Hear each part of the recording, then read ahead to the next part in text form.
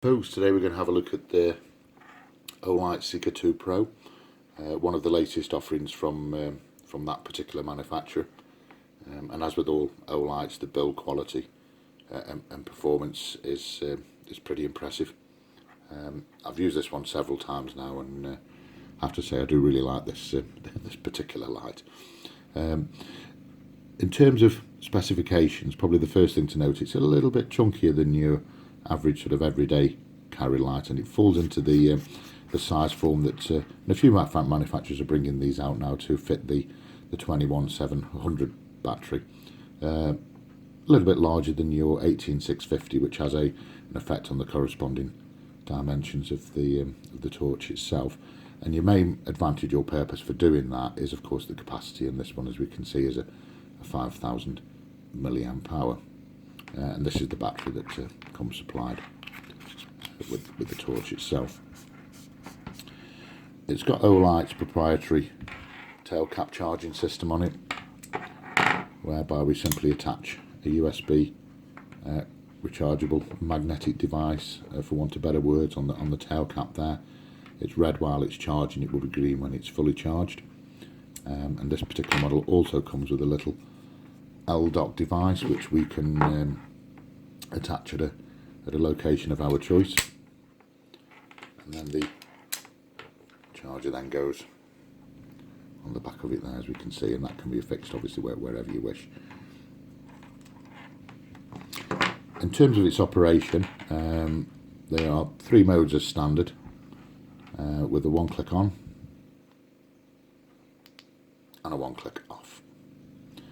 Now we'll notice that when we click on, temporarily, we've got 4 green lights on the right hand side.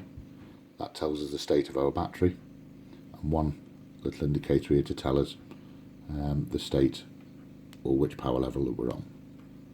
So as I hold the power button there, you can see those little green lights lighting up as we cycle through low, medium and high.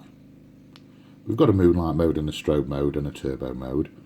And to get to the turbo mode, we will double click, and we can see now that it lights up. It tells us that we're in turbo mode, and 1-click off. I'm not going to go into the strobe modes and the moonlight modes. There's a software lockout as well included within that button, but I tend to just prefer to go for the loosening the tail cap to lock it out. But those features are there to prevent accidental activation in your pocket. In terms of its outputs, on the low mode we've got 50 lumens with a runtime of 50 hours. On the medium mode we've got 300 lumens for 9.7 hours. On its high mode we've got 1200 lumens and according to Olight's webpage in the manual there, that's 110 minutes plus 30 minutes. Now it doesn't explain why that is. I don't think that's going to be heat related. That's possibly to do with maintaining the last portion of the battery to give you that extra 30 minutes to reduce power. I don't know. It doesn't explain that. And the last 30 minutes it will drop to 600 lumens.